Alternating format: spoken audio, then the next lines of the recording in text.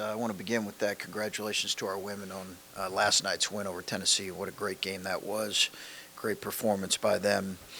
Obviously, it's an exciting day for us, given the fact that we have assembled a really exciting recruiting class, and finally get a chance to answer questions about those four guys and talk about them.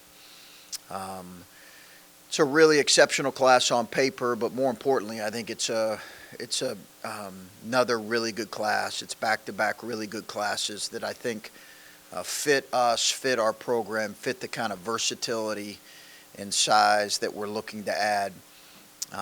So we're really excited about Devin, Scotty, Austin, and Taison. We have a diverse group in terms of their skill sets and how they fit each other. And backing that up with the class, the current freshman class we have here is an exciting day for us for sure.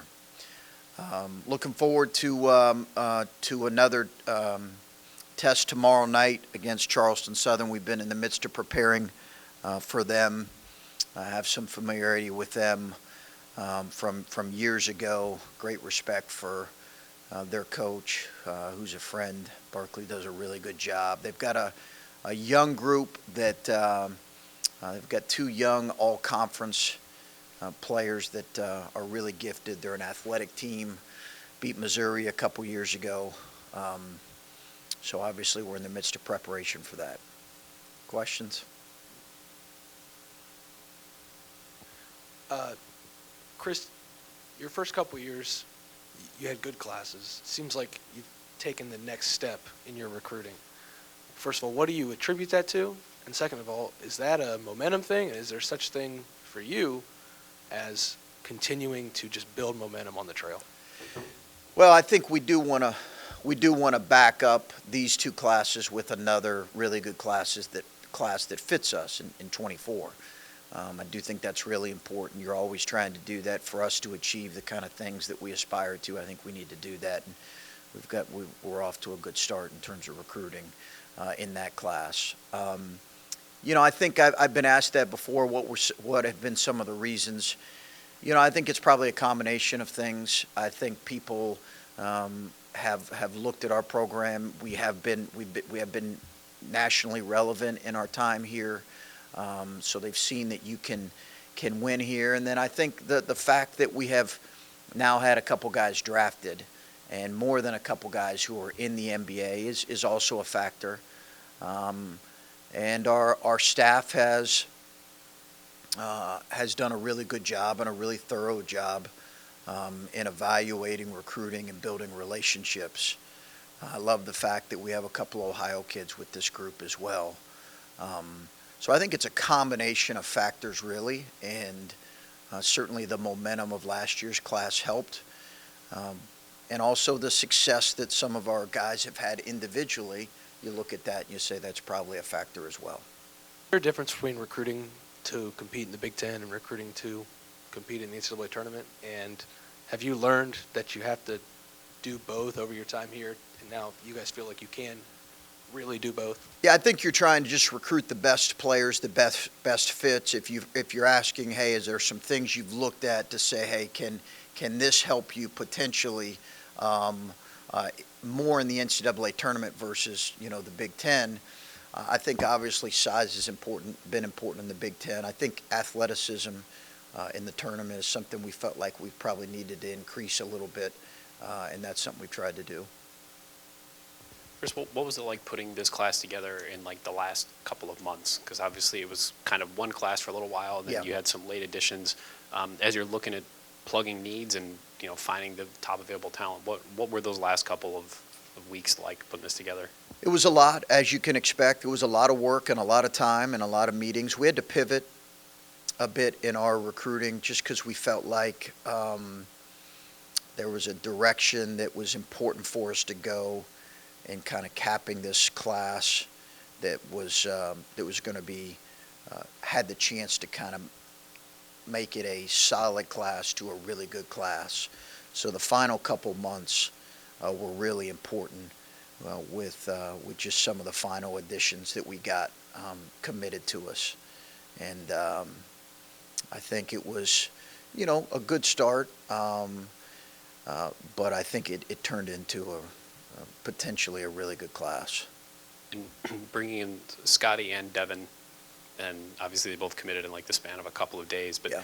when you add those two guys who maybe can do some similar things but also seem to complement each other, how do you see those two, their roles kind of fitting with each other going forward? I think you'll see them play together, Adam, for sure. I think you'll see them play together. I think Scotty has the ability to be an elite defender, and we're going to need that, but his offensive game has continued to grow. He brings a competitiveness to him. And Devin's, we've been recruiting Devin for a couple years, but his growth was really obvious to us, and he just kept getting better. It's a credit to him and his work ethic. He's a wonderful kid, and we really love getting to know him, as I have all four of those guys. But obviously a guy in your backyard you kind of build that relationship with. But he's going to be a really good offensive player. He's going to be a really good player in general, but he brings a real offensive skill set. And Scotty he's got some real ability on both ends, but a chance to be special defensively at this level. Hey, Chris. Two things for you. First of all, if the right kid came along, could you fit one more? I think I'd want to answer that at the appropriate time. I'm not sure right now if I could answer that. Right now we're at our limit. So if you're saying, hey, right now, is it a definite that you would add another, or is that your aim? Not necessarily. Obviously, we know how rosters in college basketball evolve and transition in the spring. So that would be something that we would evaluate in the spring potentially. Sure. Something else in this class, you had a couple Ohio kids. Obviously, you want to win at home. Last year, you took a couple of kids. You had the state player of the year in Florida, state player in Georgia. Obviously, you'd love to have the best kids in Ohio every year and win with Ohio kids. Yeah. But the fact that this year you were able to do that and maybe demonstrate that for future years, how critical is it to your long-term plan? It's important for us. There's no question. This state is important to us. We've tried to make it a priority every single year. And I think we've been, Malachi was an Ohio kid. I think we've been very successful at prioritizing kids that we feel like are, players that we want to prioritize from this state and aggressively recruiting them. It is a balance. Guys, it'll tell you that in my position, that have been in my position, it's a balance, right? If you offer them too early, other kids could get frustrated if they don't get offered at that time. If you offer them too late, they can be offended by it. When you are the head coach at the state university and you're recruiting, and I know Ryan goes through this. There's a balance there, so it takes extensive conversations. Trying to really evaluate early, get early evaluations, and then zeroing in on those kids we've identified. And we have gotten the ones we've really zeroed in on, and our staff deserves credit for that. And obviously Malachi helps, being an Ohio kid, having great success here individually his first year. That puts him on a platform for other kids to say, wow, that was pretty impressive for 1 year. So we're grateful for that, and obviously EJ being an out-of-state kid gives that an example for kids who come from out of state. How much does the construction of this current roster help in recruiting? And when you're playing 4 freshmen as is, does that help telling kids, hey, you guys can come here and play right away? I think that, but you really, we've had examples of that in the past. Maybe not nearly as significant as this team in this year, with 4 freshmen playing this number of minutes. But they don't have to look very far to say, okay, Malachi played, upwards of 25 minutes from January through March. So they can see it. Now, some of that was by necessity, but obviously he proved his value. So I do think that it helps when you can demonstrate that you're willing to play freshmen. And in our 4 freshmen, they'll vary in how much they play on a given night. That's just the reality of where they're at. Just reviewing the game the other night, what were some of your, after you had a chance to review it, what were some of your primary thoughts about it? And watching it, I couldn't recall a lot of cases where I saw a shot go up and said, that wasn't a very good shot. There may have been a couple threes early in a shot clock once or twice, but otherwise it seemed like you had great ball movement. And were you happy with shot selection and just other observations, I guess? Yeah, I think so. For the most part, Steve, I was. We had a couple possessions that I thought were wasted possessions offensively, where we didn't move at the level we needed to, and where we had a couple foolish turnovers and just careless turnovers and just plays that weren't there. But that's not going to be the last time we're going to see this. And that's the reality of playing young kids and a new team. And that's a reality for every team this early in the year. You know, I also think tomorrow we're going to see really good athletes, as good as we've seen, good length and some pressure. And I think that's going to force our guys to be able to make some decisions. But I thought offensively we did some good things. I thought defensively we were able to sustain an effort for a little bit longer. Thought we were, again, if you said anything looking back on it, we got to continue to rebound the ball better, and we got to take a little bit better decision. I thought we turned it over too much. Coach, you talked about pivoting late in the recruiting cycle for this year. Taison obviously being the last commit there. I guess what about him kind of takes the class from, like you said, a solid one to a really special one? Well, and when I say pivot, it was really that last kind of 2-month period where we were in the midst of recruiting Devin, Scotty, and then figuring out what we wanted to do. And just, again, I thought in Austin was really important for us. Basically the whole Big Ten was recruiting him. And when the whole Big Ten recruits him, he's 6'11", 270 right now. He's a big kid. And he was really important for us. So he kind of anchored us. But we felt like, okay, we need to add to it with some versatile pieces and special guys. And then once we realized we had a chance to get a player like Taison, who we felt like could add to us as a point/combo,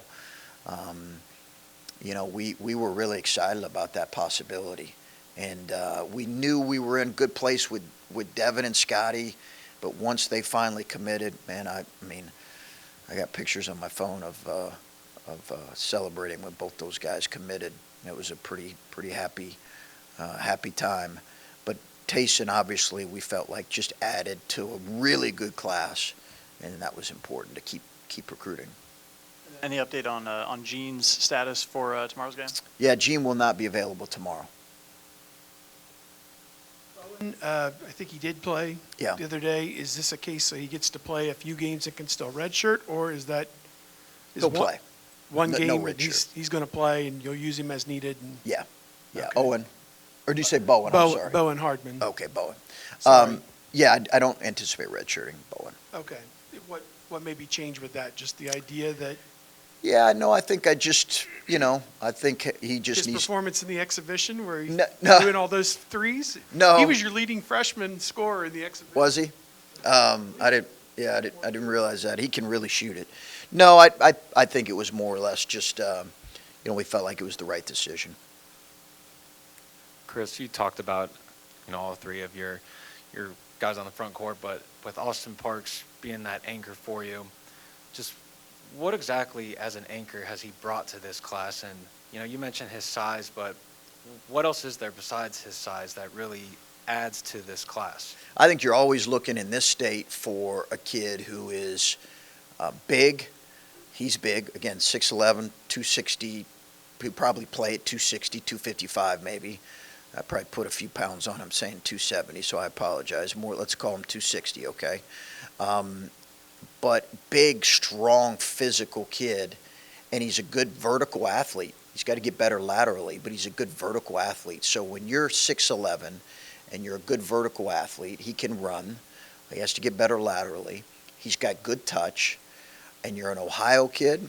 I mean, again, he had basically every Big Ten school, recruiting him. So I just think we've really tried to prioritize kids like that from our state because, as you guys know, there's not a ton of those guys from your state. We were talking about, these last 2 months and how quickly everything has really happened. Looking at Taison specifically, you guys got him for that visit in September, and then it felt like 2 weeks. I mean, it was a pretty quick turnaround from that visit to him announcing his commitment. What were those couple of weeks like for you in terms of communication and stuff like that with him? Good, but it might have seemed quick for you. For us, we had a lot of hours and a lot of time leading up to that. But we always kind of knew that was a possibility. But once we knew he was in decision-making mode, we wanted to visit him as quickly as possible, and then we knew at that point it was going to be, hound him until he says yes. Tomorrow's game, but also in general with a team that's lost 4 or 5 guys, but they're adding 5 or 6 transfers. There's a few teams in the Big Ten that are kind of in a similar boat. How difficult does that make preparing when you have to tell your guys, we don't really have film on these guys playing together, so how are you going to best For prepare Charleston your guys? Southern. Well, that, and then just in general, because there'll be Yeah. other teams that are similar. Yes, yeah, for sure. I think you see more of that right now in college basketball, right, where just the number of turnover. I will say this, their leading perimeter scorer is returning, and their all-conference big kid is a sophomore, and he is a really good big kid. He is a load in there. He's returning, so you have familiarity with those guys. They have a shooting 4 returning, so they have some guys returning that we're familiar with. The rest of them, it's a little bit of learn on the fly, commit to your system. Chris, if I'm not mistaken, there late in the game, you had Roddy running the point a little bit, showed some nice court vision, I thought, made some nice passes. Is that an emergency situation? Is that a depth thing? And what have you seen in practice to allow that? I think it's an evolution thing for him. I'm not sure that's necessarily going to be predominantly where he's going to play. He will play make for us, but I think it's a lot to throw on him. We're teaching him both wing positions, but I think it's an eventual evolution for him. More of a non-conference thing and just bank it for next year, hopefully, that sort of thing? No, I think you always have in your mind, probably like the quarterback position, you always have in your mind, your third or / fourth point guard, and you want them to have some experience in case you have a guy turn an ankle or something. Chris, after I think it was the exhibition game, you were asked about not having that go-to guy, and that the players had said they thought, any guy could do it, and you kind of said, to be young. Yeah. Are you not as confident that guys can do that right now as maybe your players are? No, I think we have guys that are capable. I love the confidence of that. I think I've said all along there's got to be more balance within this group across the board, because there's greatness in consistency, right? And there's greatness in consistency. And when you have a great offensive player like EJ, you can put him down basically for between 18 to 20 a night. That just shows great offensive ability at this level. My point was, I think you're going to have more. Maybe this will be the leading scorer. That guy will be the leading scorer. I do think you'll have more of that variety. And I also think we'll have some guys who will consistently score for us, maybe just not to that level. And when you get into some of these tougher non-conference games, especially down in the Big Ten, can that work to be a little bit more spread out than give it to Malachi, give it to EJ, Kata, whoever? Or do you need somebody to kind of emerge in that role, or a couple guys to emerge in that role? I think we will need somebody to emerge, but I also think you have to play to the strengths of your team, and I think the strengths of our team are going to be our balance. I thought we got maybe a little bit too reliant at times last year. You always do end in the year, kind of get reliant on your kind of go-to or best players, but we might have got a little bit too reliant last year. Okay, guys.